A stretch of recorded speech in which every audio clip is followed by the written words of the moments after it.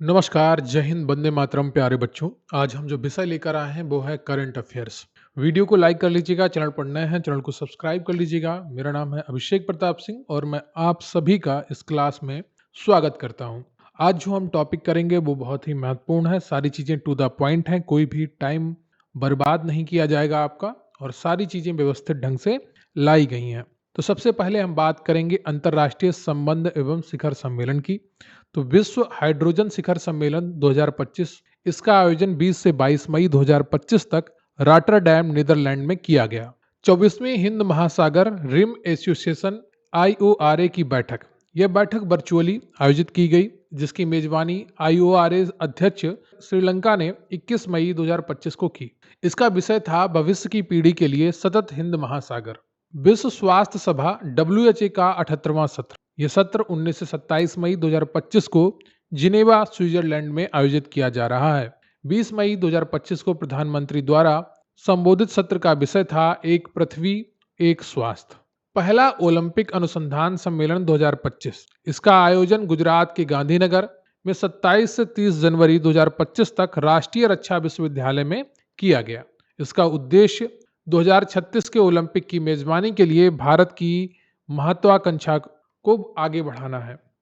विश्व आर्थिक forum WEF 2025, जनवरी 2025 में इसकी वार्षिक बैठक दावोस स्विट्जरलैंड में आयोजित की गई। तो ध्यान रखिएगा, विश्व आर्थिक फोरम की बैठक जनवरी 2025 में दावोस स्विट्जरलैंड में आयोजित की गई।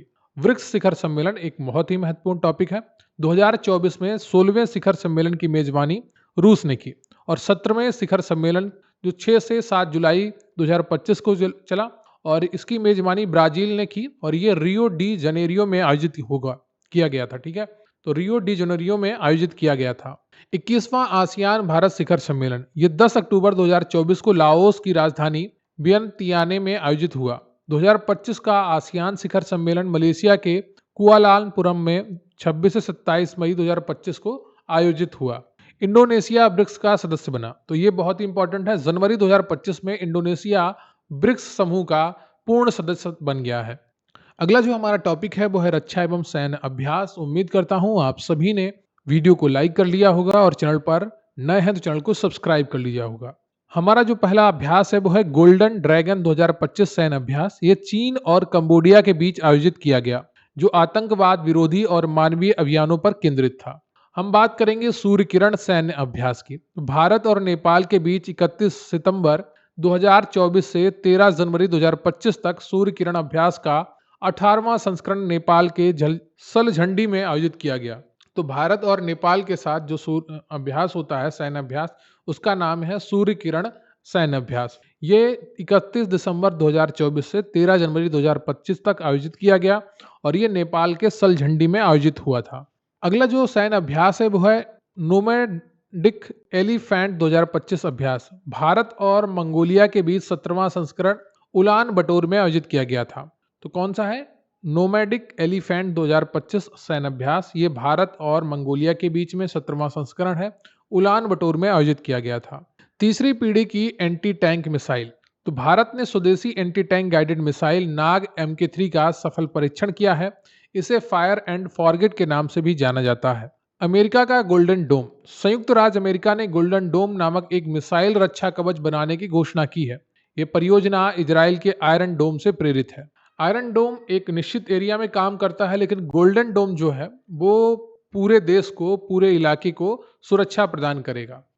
भारतीय नौसेना का पहला सिला हुआ जहाज। तो भारतीय नौसेना में शामिल पहले सिले हुए जहाज का नाम INSB कौंडिन्य है। INS तुसील, यह एक रूसी निर्मित गाइडेड मिसाइल फ्रिगेट है, जिसे भारतीय नौसेना में शामिल किया गया है। स्पैडेक्स मिशन। इसरो ने 30 दिसंबर 2024 को श्रीहरिकोटा से PSLV C60 रॉकेट का उपयोग करके स्पैडेक्स मिशन लॉन्च किया। अब हम बात करेंगे पुरस्कार एवं सम्मान की। तो अंतर्राष्ट्रीय बुकर पुरस्कार 2025 कन्नड़ भाषा के लिए बानू मुश्ताक ने अपने लघु कहानी संग्रह हार्ट लैम्प के लिए ये जीता है। इसका जो अंग्रेजी में अनुवाद था वो किया था दीपा भस्ती ने। 78वां कांस फिल्म फेस्टिवल। ईरानी फिल्म निर्माता जाफर पनाही को उनकी film it was just an accident के लिए पाल्मे डी ओर पुरस्कार मिला। सुभाष चंद्र बोस आपदा प्रबंधन पुरस्कार 2025। ये पुरस्कार भारतीय राष्ट्रीय महासागर सूचना सेवा केंद्र हैदराबाद को प्रदान किया गया। साहित्य अकादमी पुरस्कार 2024 हिंदी, कवयित्री गगन गिल को उनके कविता संग्रह मैं जब तक आई बाहर के लिए सम्मानित किया गया। बुकर पुरस्कार 2024 ब्रिटिश लेखिका सामथा हार्वे को उनके उपन्यास ऑर्बिटल के लिए यह पुरस्कार प्रदान किया गया। 15वें संसद रत्न पुरस्कार 2025 सबसे अधिक 7 पुरस्कार महाराष्ट्र राज्य ने जीते हैं। ह्यूमैनिटेरियन अवार्ड भारतीय अभिनेता सोनू सूद को उनके मानवीय कार्यों के लिए विशेषकर कोविड-19 महामारी के दौरान सम्मानित किया गया है। मेजर ध्यानचंद खेल रत्न पुरस्कार 2024 ये पुरस्कार Manu Bhaker shooting, Harmanpreet Singh hockey, D Gukesh शतरंज और प्रवीण कुमार पैरा एथलेटिक्स को दिया गया। पद्म विभूषण की अगर बात करें तो भारत के पूर्व प्रधानमंत्री डॉक्टर मनमोहन सिंह को ये 1987 में ही दे दिया गया था। ये देश का दूसरा सर्वोच्च नागरिक सम्मान पुरस्कार है। इनका निधन हो गया है। नोबेल पुरस्कार 2024 रसायन डेविड बेकर, डेमिस हसाबिस और जॉन एम जम्पर को प्रोटीन डिजाइन में कंप्यूटेशनल तारीखों के रसायन विज्ञान के क्षेत्र में नोबेल पुरस्कार मिला है। अब हम बात करेंगे अर्थव्यवस्था एवं कृषि की। गेहूं का एमएसपी 2025-26 में बढ़ाकर 2425 प्रति क्विंटल निर्धारित किया गया है। 8वां वेतन आयोग ये आपका 1 जनवरी 2027 से लागू होगा। महिला श्रम बल भागीदारी दर आर्थिक सर्वेक्षण 2023-24 के अनुसार भारत में महिला श्रम बल भागीदारी दर 37% है। विज्ञान एवं प्रौद्योगिकी भारत का पहला मानवयुक्त गहरा समुद्र मिशन समुद्रयान यह मिशन 2026 तक लॉन्च होगा, जिसमें 3 वैज्ञानिकों को 6000 मीटर की गहराई तक भेजा जाएगा।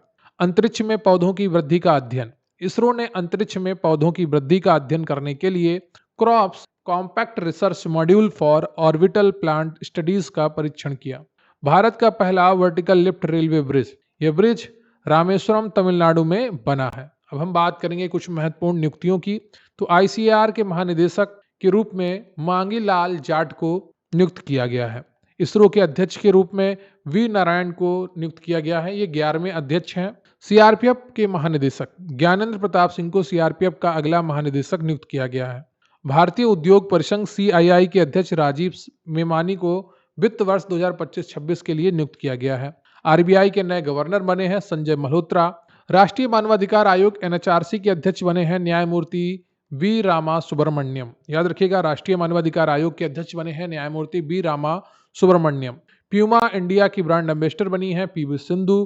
खेलों की अगर बात करें तो आईपीएल 2025 आरसीबी ने जीता। महिलाओं का आपने मुंबई इंडियंस ने मुंबई जो एमआई वुमेन्स है उसने जीता डब्ल्यूपीएल जो खिताब है। फ्रेंच ओपन 2025 पुरुष एकल का खिताब से स्पेन के कार्लोस अल्काराज ने जीता है। पुरुष खो खो वर्ल्ड कप 2025 पहला खिताब भारत की टीम ने नेपाल को हराकर जीता। पेरिस ओलंपिक 2024 भारत ने कुल 6 पदक, 1 रजत, 5 कांस्य जीते और पदक तालिका में 71वें स्थान पर रहा। 38वें राष्ट्रीय खेल इनका आयोजन उत्तराखंड में किया गया। फीफा महिला विश्व कप 2027 इसकी मेजबानी ब्राजील करेगा। आईसीसी विश्व टेस्ट चैंपियनशिप 2025 दक्षिण अफ्रीका ने ऑस्ट्रेलिया को हराकर यह खिताब जीता। राष्ट्रमंडल खेल 2026 इनका आयोजन ग्लासगो स्कॉटलैंड में किया जाएगा। अब हम बात करेंगे राष्ट्रीय घटनाक्रम एवं योजनाओं की। भारत की पहली वेस्टाडोम जंगल सफारी ट्रेन उत्तर प्रदेश में चलाई जाएगी। ये दुधवा टाइगर रिजर्व को करतनिया घाट वन्यजीव अभ्यारण्य से जोड़ती है। सागर में सम्मान योजना केंद्रीय पत्तन, पोत परिवहन और जल मार्ग मंत्री सर्बानंद सोनोवाल द्वारा समुद्री परिचालन में महिलाओं की भागीदारी बढ़ाने के लिए लॉन्च की गई है। विश्व पर्यावरण दिवस 2025 अभियान भारत सरकार द्वारा शुरू किए गए राष्ट्रव्यापी अभियान का नाम है एक राष्ट्र एक mission and plastic pollution. Beti Bachao Beti Padhao योजना महिला एवं बाल विकास मंत्रालय ने 22 जनवरी से 8 मार्च 2025 तक इस योजना की 10वीं वर्षगांठ मनाने की घोषणा की। जीरो FIR पहल यह पहल दिल्ली में एक पायलट प्रोजेक्ट के रूप में शुरू की गई है। भारत का पहला पूर्ण साक्षर राज्य मिजोरम को मुख्यमंत्री लाल दुहोमा ने 20 मई 2025 को राज्य को आधिकारिक तौर पर पूर्ण साक्षर राज्य घोषित कर दिया गया है। गोवा भी बन गया है, लद्दाख भी बन गया है। रोबोटिक्स शिक्षा केरल 10वीं कक्षा के सभी छात्रों के लिए रोबोटिक्स शिक्षा को अनिवार्य करने वाला पहला राज्य बन गया है। समान नागरिक संहिता UCC उत्तराखंड में समान नागरिक संहिता को लागू करने वाला देश का पहला राज्य बन गया है। इसके अलावा गोवा में भी समान नागरिक संहिता लागू है UCC। वीडियो को लाइक कर लीजिएगा, चैनल पर नए हैं, चैनल को सब्सक्राइब कर लीजिएगा, वीडियो को अपने दोस्तों के साथ भी शेयर कर सकते हैं और कमेंट करके बताइएगा कि आपको ये वीडियो कैसा लगा, हमें आपके कमेंट्स का इंतज़ार रहेगा। मिलेंगे फिर किसी अन्य वीडियो में, तब तक के लिए जय हिंद, जय भारत।